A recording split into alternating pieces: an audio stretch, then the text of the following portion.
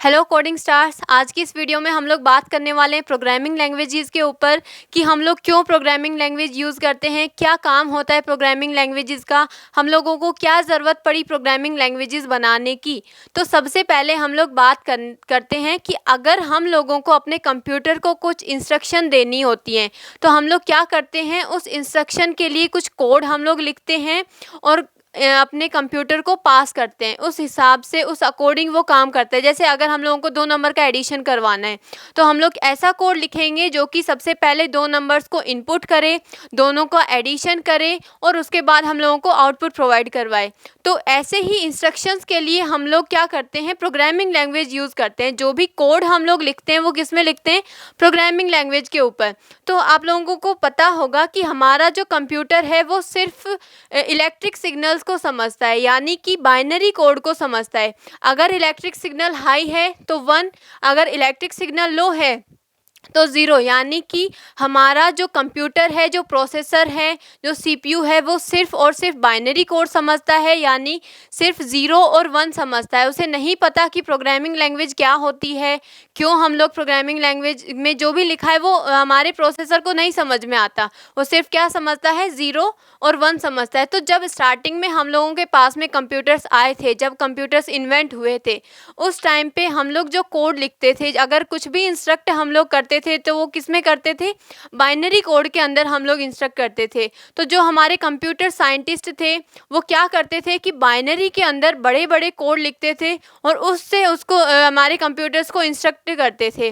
तो लोगों के लिए ये बहुत ज़्यादा हेक्टिक हो गया था बाइनरी कोड को समझना। क्यों? क्योंकि ना तो हम लोग 0 और 1 की लैंग्वेज को बोलने में यूज़ करते हैं, ना हम लोग उसको लिखने में यूज़ करते हैं।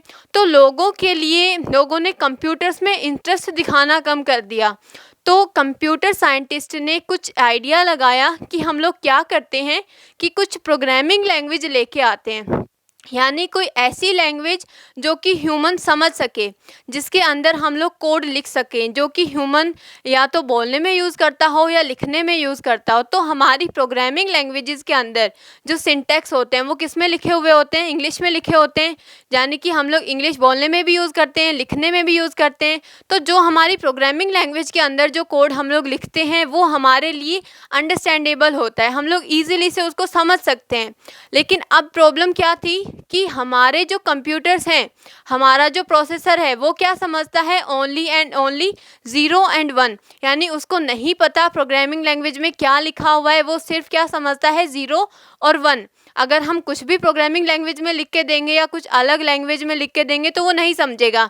तो क्या ज़रूरत थी अब हम लोगों को कि हम लोग क्या करें, अपना जो प्रोग्रामिंग लैंग्वेज का कोड है, यानी जो भी हम लोगों ने कोड किसी भी प्रोग्रामिंग लैंग्वेज के अंदर लिखा है उसको क्या करें, उसको हम लोग किसी भी ट्रांसलेटर की हेल्प से किस में ट्रांसलेट करें, बाइनरी कोड के अंदर, यानी कि उस लैंग्वेज में जो कि हमारा प्रोसेसर समझता हो। यानी कोड किस में लिखेंगे, हम लोग प्रोग्रामिंग लैंग्वेज के अंदर ट्रांसलेटर की हेल्प से क्या करेंगे, उसको बाइनरी कोड में कन्वर्ट करेंगे और जो हमारा प्रोसेसर समझ सकता है।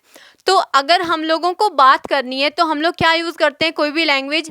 जैसे अगर हम एग्जांपल लें, ये पर्सन है ए, ये पर्सन है बी, दोनों को अलग अलग लैंग्वेज आती है, यानी कि ये पर्सन कौन सी लैंग्वेज जानता है, इंग्लिश लैंग्वेज जानता है।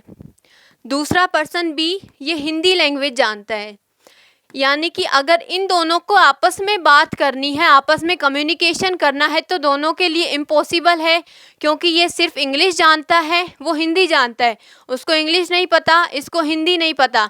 तो हम क्या करेंगे कि इन दोनों के बीच में एक थर्ड पर्सन लाएंगे जो कि क्या है, हमारा इंटरप्रीटर, जो कि क्या करेगा कि इसके द्वारा बोला गया इंग्लिश में कोई भी वर्ड या इंग्लिश में बोला गया कोई भी सेंटेंस उसको हिंदी में कन्वर्ट करके किसको बताएगा, बी पर्सन को। और जो बी पर्सन हिंदी में जो भी कुछ बोलेगा वो इंग्लिश में ट्रांसलेट करके किसको बताएगा, ए पर्सन को। तो इस तरीके से दोनों आपस में कम्युनिकेशन कर सकते हैं।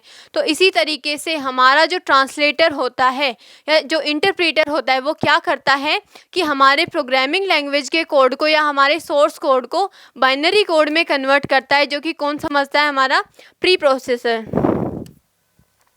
तो 1949 के अंदर ग्रीस हॉफर ने कंपाइलर को इन्वेंट किया। कंपाइलर क्या करता है कि हमारे सी लैंग्वेज में लिखे गए कोड को बाइनरी कोड में कन्वर्ट करके प्रोसेसर तक पहुंचाता है और हमारे जो भी इंस्ट्रक्शन है या जो भी हम लोगों को काम करवाना है वो कम्प्लीटली सक्सेसफुली करवा देता है। तो अब हम लोगों के पास में बहुत सारी प्रोग्रामिंग लैंग्वेजेस हैं।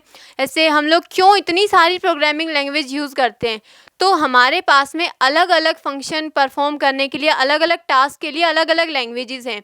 जैसे फ्रंट एंड के लिए अलग लैंग्वेज है, बैक एंड के लिए हम लोग अलग लैंग्वेज यूज़ करते हैं। कोई लैंग्वेजेस हैं जो हाई सिक्योरिटी प्रोवाइड करवाती हैं, कोई लैंग्वेजेस लो सिक्योरिटी प्रोवाइड करवाती हैं।